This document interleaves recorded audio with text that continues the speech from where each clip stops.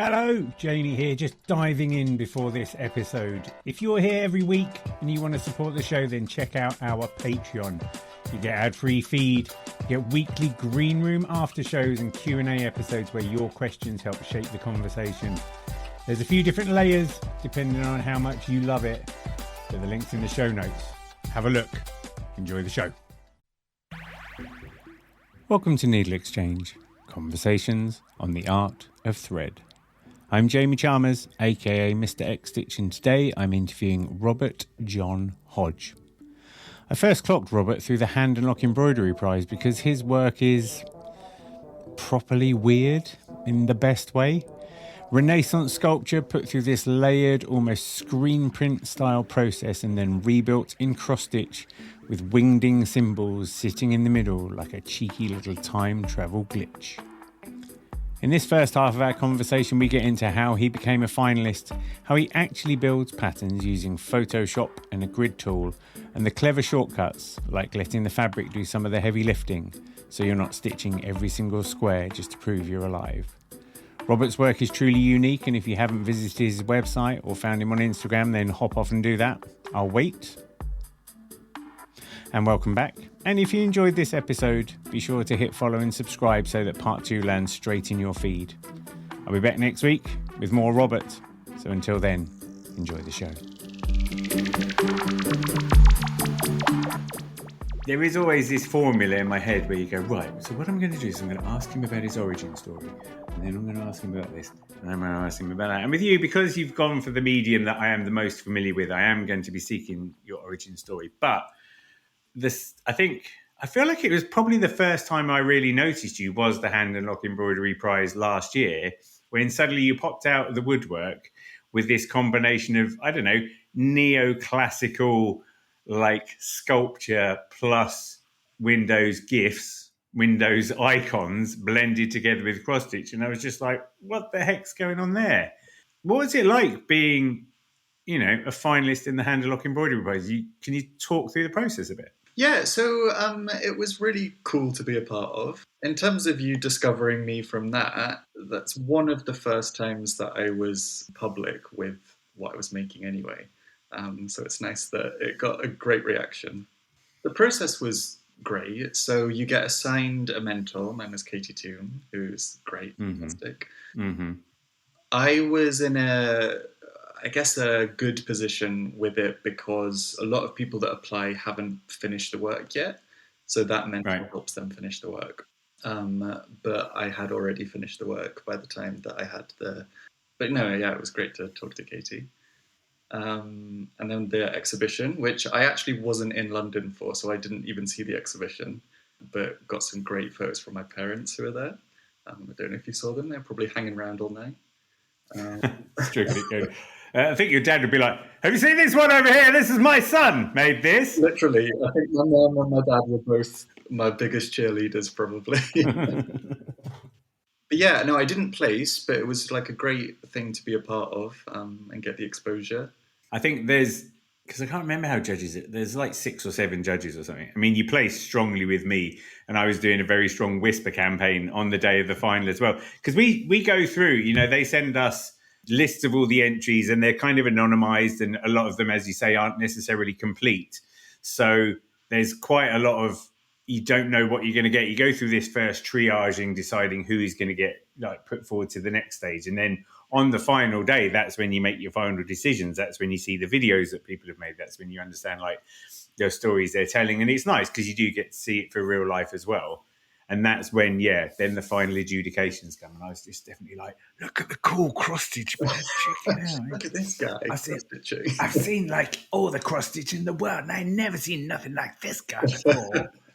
It was an interesting one to apply for because I feel like a lot of the material that you had to apply with was sort of drawing and design and preliminary sketches and things like that, which don't feature in my practice at all. So I had to sort of reverse engineer that, I think, to be like, this is the background to where I'm coming from, but I don't have any of these sketches because I don't do them. So, I mean, hopefully it came across. I mean, it must have come across because I was a finalist. So. It really did. Describe your work to someone who hasn't seen it yet. Right. So I think what I'm most known for are cross stitches that are based on Renaissance sculptures. So the base image is normally Donatello, sometimes Michelangelo. It's then put through a process of, it's the process that you would use for a photographic screen print. So you split the image, or if you were going to do a screen print, you would split the image into CMYK and then use that to create your screens to layer. With cross stitch, I'm splitting it and editing each layer in different tones. And then each of those tonal layers becomes a different color in the cross stitch, although the colors are very similar. So it might be, I think the one in the Hand Lock Prize was 4 shades of blue, I think, and 1 shade of red. And then that's all superimposed together. Between the layers, I normally put some sort of symbol. So the ones that I use most often are from the Wingdings font from the 90s, from Windows. Yeah, I think that's visually, I think, what my work is mostly.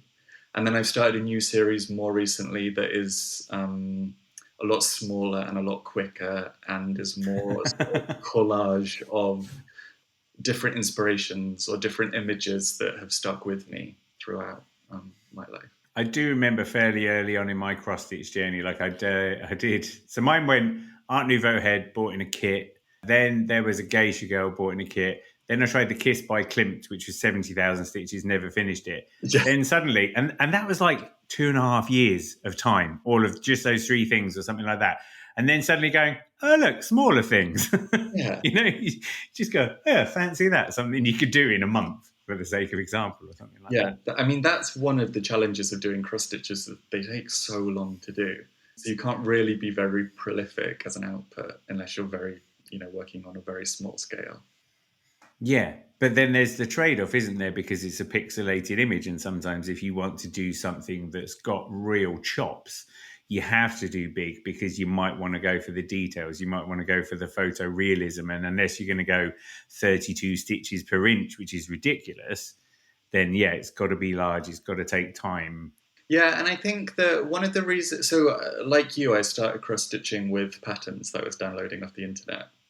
And I did one that probably took 3 years, probably more, just because I kept on getting bored of doing it and taking 6 months breaks. And then when I moved to London, I thought, how can I use this but speed it up? And one of the ways of doing that was not stitching every single stitch on the Ada.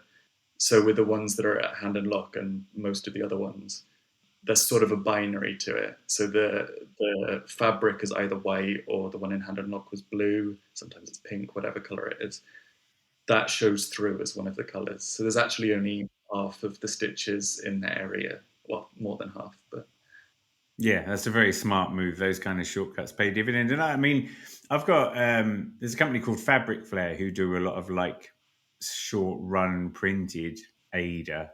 And what I like about that is it just encourages that idea of people thinking about the fabric a bit more than just a plain background. I think that too easily people just think it's the thing you stitch on. And yeah, they might go for extra colors, but it's rare for people to incorporate that as a fundamental principle in the design. I had someone once ask me, like, oh, why don't you stitch the empty stitches? So, like, if it's a white background, why not stitch them in white? I'm like, well, what's the point? Yeah, It'll take yeah. 4 times as long and it will look exactly the same. So. I'd like to have a life. Yeah, That's a crazy idea. It's not possible. So I don't know, we'll start at the start. And then we'll get to the end because it feels like the right way to do it. So when did you start cross-stitching then? Are you new to it, relatively speaking? Has it always been a thing? So, I mean, as a kid, I enjoyed sewing, but I think that the first cross-stitch I ever did, I was probably 17, 18, probably in that neck of the woods. And that was just one of these free downloadable patterns. And then I was doing that while I was in art school. I was studying painting and always sort of viewed it as a separate thing. So it was like cross-stitch is the hobby, painting is the want-to-be career. The proper artwork. Exactly. And then, which I actually think is a really valid concern. I think that craft mediums aren't viewed with the gravitas that they deserve in the art world. And maybe that's changing in the last 5-10 years, but it's still difficult, I think, for people to take it seriously. So then when I moved to London, this was just over 10 years ago, I think, more or less. I didn't have a studio. I couldn't really afford paint or canvases or anything. And I was thinking, like, so how do I make art in the limitations that I have in this tiny, cheap flat, which I can't make a mess in because, I'm going to lose my deposit or whatever. And that's when I started thinking about the cross-stitching I was doing as a hobby, as more of an art medium. So I've been doing it seriously, I think, for about 10 years. And was it at that point then, like, how did the idea generation get to the point that you've reached now? Because it's really like innovative thinking. As I said to you, it's like I'd not seen anything quite like it. I've seen people doing lots of interesting things, but to be honest, I just love the sheer nerve of putting wingdings on the top of the thing and really just some real like avant-garde smashing a couple of design concepts together, then adding the sort of, I don't know, like the glitchy element into it as well. I was just like, it's such a fresh idea. Like, did that come out quite easily, or did it sort of iteratively you get to that point? I think that when I was making painting and drawings and some digital work, it was always based in the digital, and it was always about how we connect with, these really masculine Renaissance, what's the word, old masters, through a lens of today. So I was doing a lot of work that was breaking those original paintings and sculptures or whatever from the Renaissance down into pixels. And I was doing watercolors at that point, which I've done a few of since, that are essentially the same as my cross stitching, but instead of recreating it in cross stitches, I was painting each pixel in one color of watercolor. That's time consuming. Yeah, I would actually say that was less time consuming than the cross stitching. Right. But I mean, is that in a, like pointillism, or are you actually painting tiny little squares? I was actually painting tiny little squares. So I was drawing in watercolor as well. Yeah. So the reason that they were in watercolor was I got invited to apply for a prize, and the medium had to be a water-based medium. So I was like, oh, I'll do it in watercolor. Why not? But it's funny that you do that one thing as sort of a cheat to get yourself into a competition, which then I didn't know at the time. This was probably 12 years ago, that was going to lead into, what I'm doing every single day with the cross stitch. And then so the watercolor, and then I guess, like you say, it's just an evolution of the idea. Was there much to do with because you're kind of dismantling grand concepts of art, or just playing with that concept? Do you think the choice to use embroidery as a medium, which in itself is somewhat of a dismantling of an art form, did that play into the story of it? I think so. I think that, to some extent the medium is the message, because, I'm putting these original sculptures through this sort of transformative process where they start off as a sculpture, and then it's a photographic reproduction in a book, and then it's a screen print, and then it's a cross stitch. So it's sort of dismantling these untouchable figures from the canon of Western art and rendering them in a medium that I think people don't take seriously as art. People view it as craft, people view it as, I think, quite a feminine pursuit in sort of a Pride and Prejudice, table painting sort of way. And I think I want people to look at it and think, this is a serious medium, and this, craft doesn't have to be craft. I mean, if it is craft, that's also great. But, it can be just as powerful as a painting or a sculpture or whatever traditional medium. It's funny because I said it plenty of times before, but when you realize that as a man trying to make cross-stitch into art, you've wandered into like 3 or 4 socio-political discourses that have been going on for several thousand years. Because this isn't like new stories, is it? The whole art versus craft, certain media being loftier than other medias, let alone the whole women's work debate. Yeah. But was there a point when you just went, oh my God? Because that was what happened to me.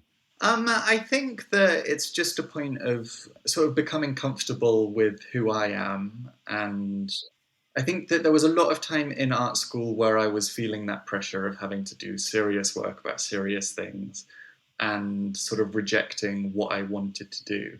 And I think that also is where the Wingdings comes from, because it's sort of something, and actually everything in the new smaller body of work that I'm doing, where it's getting to a point where, like I'm not afraid to be funny with it or silly or like incorporate these things just because I want to, because it says something to me, rather than trying to impress an art tutor or whoever. Yeah. I was thinking about Wingdings is a funny one, isn't it? It's a bit like Comic Sans MS, where these things that were kind of made that have somehow become design icons, like for better or worse. Like the font Comic Sans MS is both loathed and adored. Yeah. Actually, I don't know how I sit on the fence about it. They're a bit like you probably don't remember, like Morris Marinas, these really ugly cars from the 1970s that are still ugly but have somehow weathered well because all of those kind of designs have. And Comic Sans MS, it's got a certain nostalgia to it that almost overrides the children's centre of it all or something. Yeah. I guess Wingdings is a similar shortcut then. Yeah, I think so. And I think that everyone that grew up, maybe in my generation, that was playing with computers as a child, sort of discovered this font and didn't really know what it was for. And I guess to some extent, it doesn't have a purpose. It is just nonsense. And there's something quite nice about exploring that as a child and, learning learning how to use computers and technology at that period where there was all this sort of nonsense and WordArt, great fonts that no one uses anymore. No, I'm triggered. I'm getting triggered now because there was always one that would have the effect of like looking in the bumper of an American car, like chrome, and the top half would be kind of blue and the bottom half would be kind of brown. It's just like that thing. Everything on that, wouldn't you? Like my summer holiday, do it in that. Yeah, exactly. I remember doing like a primary school project about World War II, and all the headings are like in WordArt. That was so good. Yeah, that's quite a renaissance, isn't it? So, like, which was the first piece that then started, like, when this idea came out using that medium? Like, what was the first piece? How did that come to be? The first piece was, I did it, I think 2017 or 2018, and it was a portrait of the Virgin Mary from Michelangelo's Pietà. It's actually behind me. I tell you, I should get a bigger screen. Yeah, okay, yeah. And that one was the first cross stitch I ever did where I made my own pattern. And let's just pause for a second. What software did you use? I used Photoshop essentially to make the pattern. And then you get what is a grid. And this one was only one color, so it's either a stitch or it's not a stitch. And then I put it through stitchfiddle.com. Shout out. Okay. Shout out. But they essentially, I mean, you could put in any image, I suppose, and you can get a pattern from it. But because this is already binary, all it did was put a grid over the top that I could then print out. Yeah, so I guess I could have figured out how to do that directly on Photoshop. But I did Photoshop. Yeah, see, so I've always used PC Stitch. Like I found that, I don't know, about 4 years into my journey, and that's worked really well. But I know of people that have done it in Excel, which blows my mind a little bit. Yeah, just doing like the color shading of each individual cell and just getting them to look like squares. I'm just like, whoa. Yeah, I mean, but that would take as long as it would to cross stitch it. Yeah, really, honestly, it would. Okay, right. So you made your first pattern from scratch, and was that, as we said before, because you have this trade-off when you're pixelating things, the variables being the detail that you want, the size of the fabric, the size of the piece. Did the piece end up a lot larger than you anticipated? Were there compromises you had to make? And how much of that, like, how quickly did you learn that kind of thing?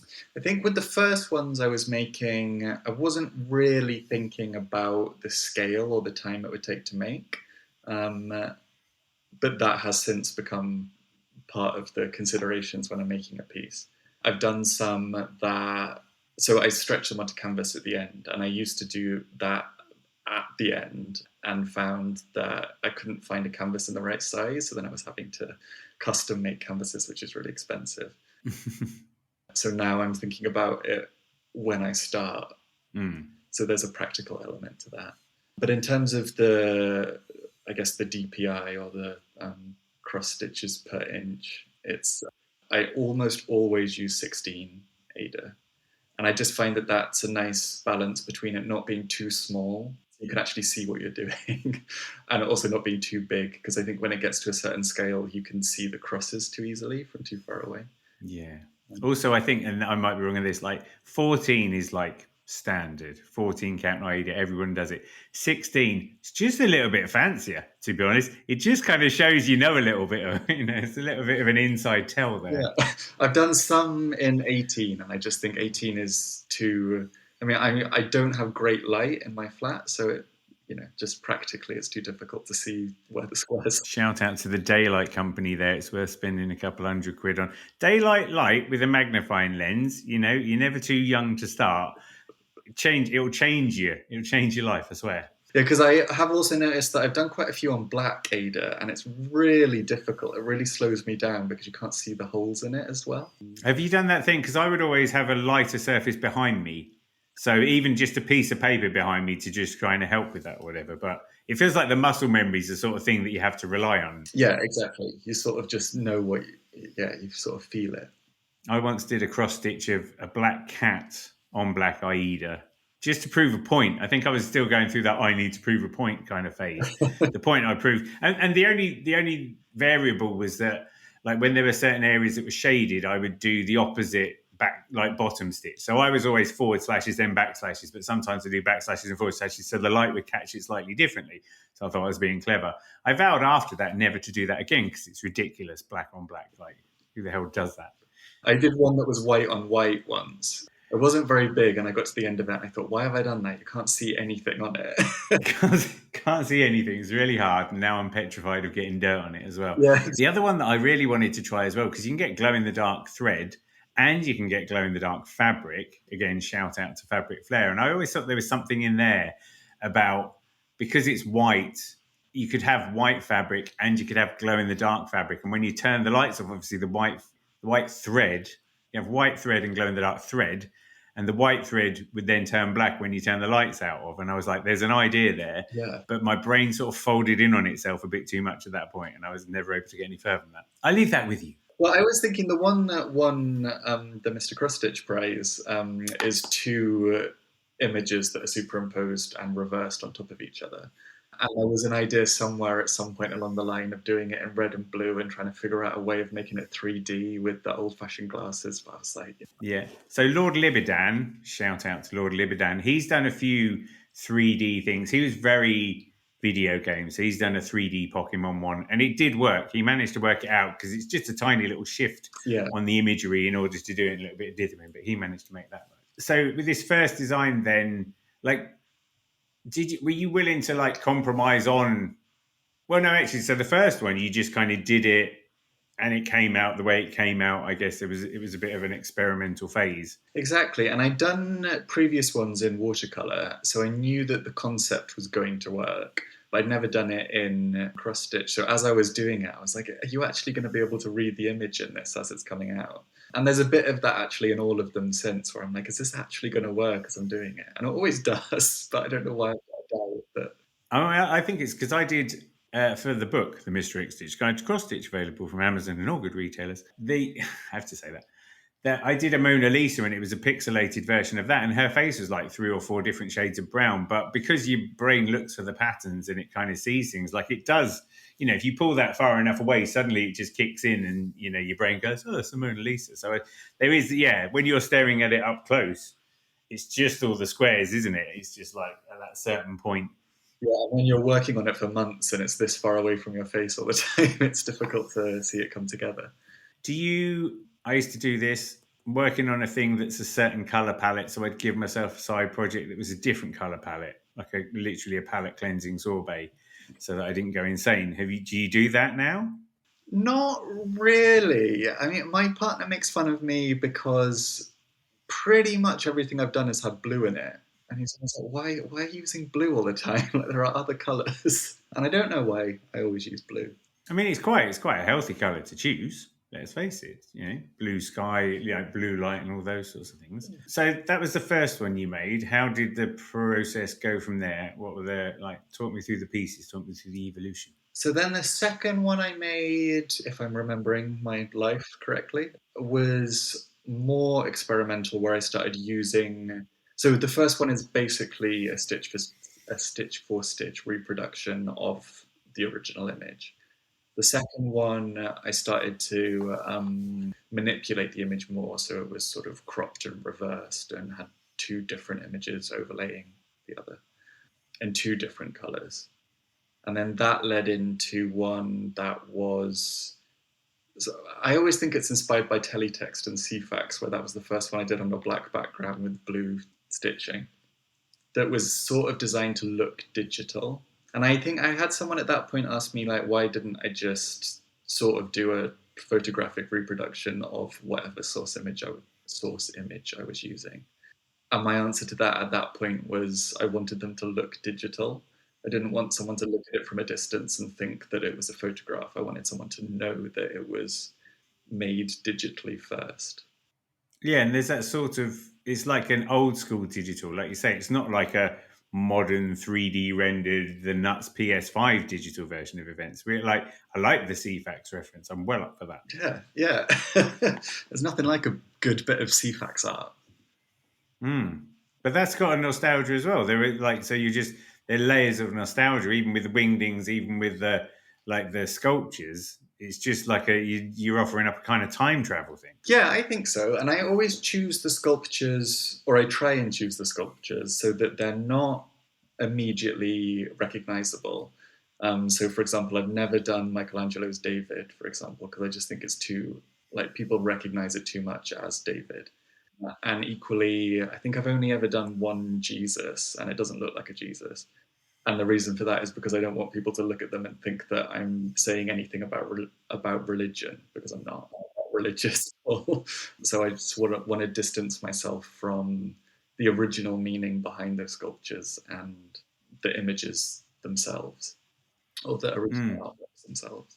So I think that there is sort of a sense of familiarity and nostalgia looking back at these images that you can sort of recognize as what they are, but you might not have seen them before, unless you're a Donatello super fan. Do you think because one of the things, and I feel like when you look at because you've got, I don't know what a 6-piece triptych is. You've got 2 triptychs that work. What's this? Is it a six? Yeah, I don't know where it goes after that. I think I refer to it as a polyptych. Once you get over a certain amount, it's just polyp. Yeah. There you go. That's a phrase. I got like a horror vibe. They feel kind of horrific as well. Is that intentional?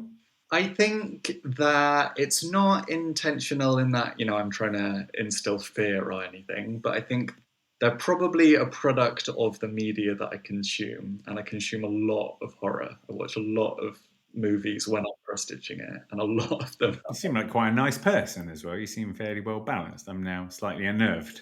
Yeah, it's all Renaissance sculpture and horror films. But there is something disquieting about it. I think that's the thing. If you'd have done them very flat, it would have been one feeling. But the manipulation, the color, the glitching, all of those sorts of things. I guess I'm getting some weird 1980s video horror vibe or something. And I do like a lot of horror from like the 70s and the 80s and Cronenberg and all of the body horror. Yeah, I think that that's a valid point, probably. Yeah, because of the darkness, perhaps. If they were all done in pastel shades, it might be a very different kind of bubblegum illusion or something like that. And the original sculpture that one's from is sort of an extra biblical story about Mary Magdalene getting lost in the desert and she's penitent or whatever. And the sculpture itself is carved out of wood, and it's this weird sort of tortured, graphic, bodily horror by Donatello. It's a fantastic sculpture. Right. Yeah, I've never seen rendition like that, I think, that's so wizened and strange. Are those the starting points for these projects then? The sculptures, the original sculptures. Yeah. Or do you have an idea and then you find the pieces to fit the idea? I think that the image itself is probably the starting point. So I tend to limit myself, or until I started this new series, I tended to limit myself to about 3 or 4 different books that I have. I just flick through them and try and make an image work. And I might try 30 images before I settle on one to actually make. So I think that there's sort of an experimental process at the beginning that is related to the image, and the image itself.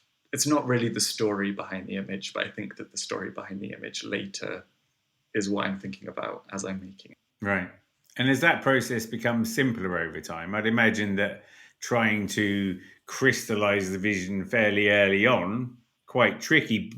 And I'm just purely saying that because it's such a left field cohesion of ideas. Like, you know, I know there's other artists I've met and I can see what they've done, but I can't fathom how they got there. And I feel like you're not unlike that. Thank you. I actually think it's getting harder the more I do. But when I first started, it was more, I think because everything was new and I hadn't really done anything from any of these images, it was quite a quick process. You know, I wouldn't spend more than a few days making a pattern.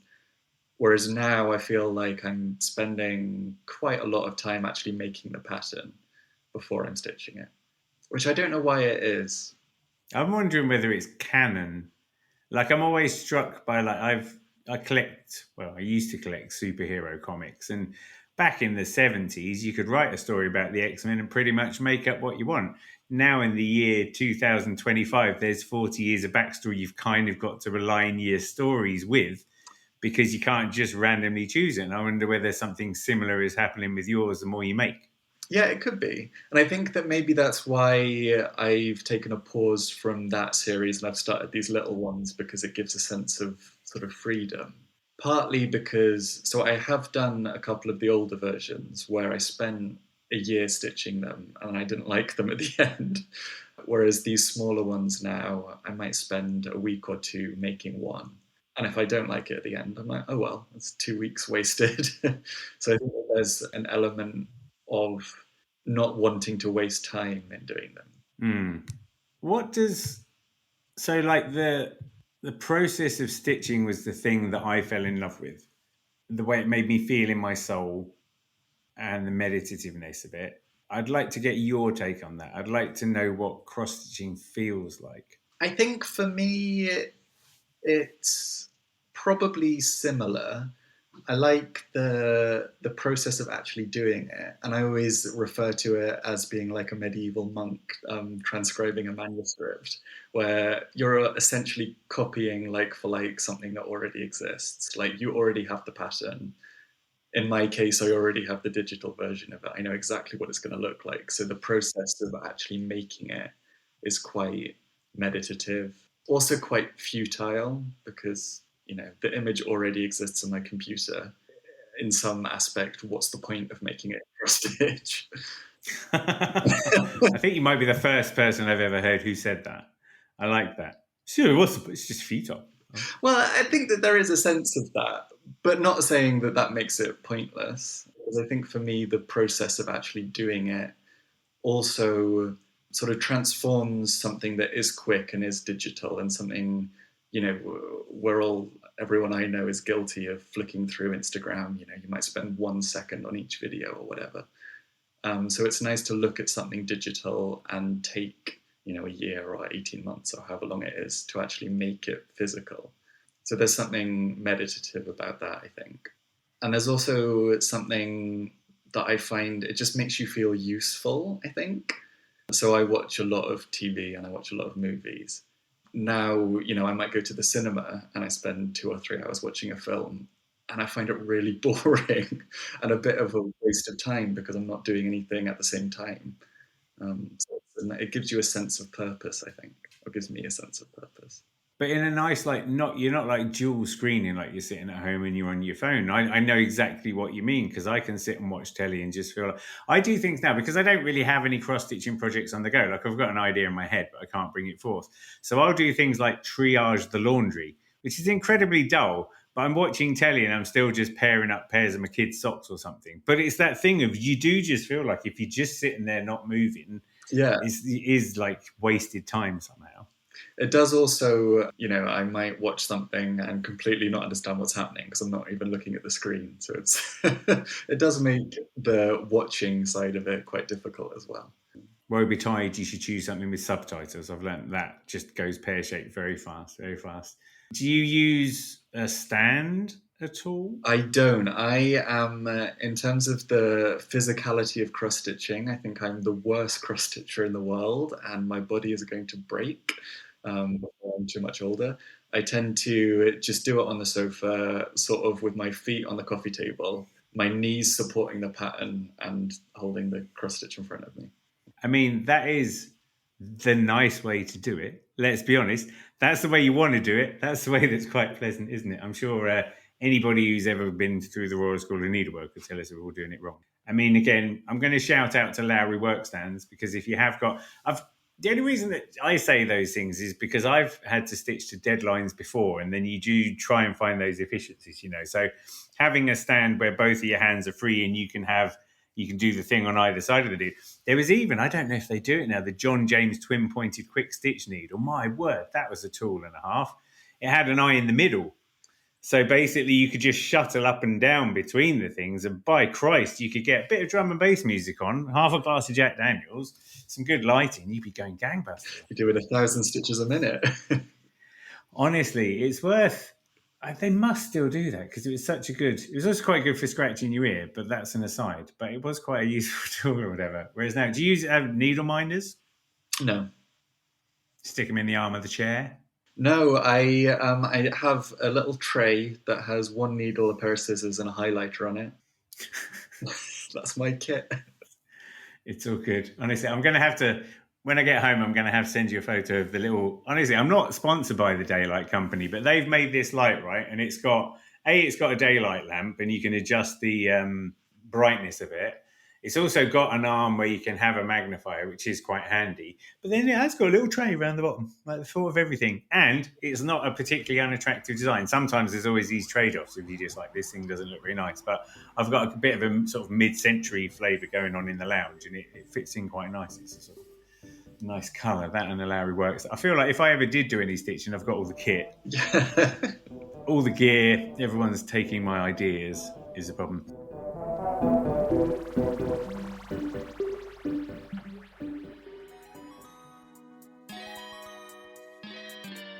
Hello, Jamie here. If you've made it this far, you are exactly the kind of listener that needs to know about our Patreon scheme. If you want to help keep NeedleXChange going and get more from it, you can join as a member. With our Backstage Pass level, you get the ad-free private RSS feed, and you get that warm, fuzzy feeling of knowing that you're helping NeedleXChange remain free so that other people can enjoy it. In our Green Room layer, you get all of that, plus a weekly 10 to 12 minute after show. Oh yeah, bonus content. And you can submit questions to our forthcoming Q&A episodes. And if you want to go all the way, our executive producer, Leia, adds a quarterly patron-only group show. Imagine 4 different machine embroidery artists talking with each other about the medium they love. Oh yes, we can make that happen. You also get your name on the producer wall. Just head to patreon.com/xstitch or tap the link in the show notes. Your support will keep NeedleXChange going and make it so that we can really celebrate this medium that we love. Thank you for helping. I'll see you soon.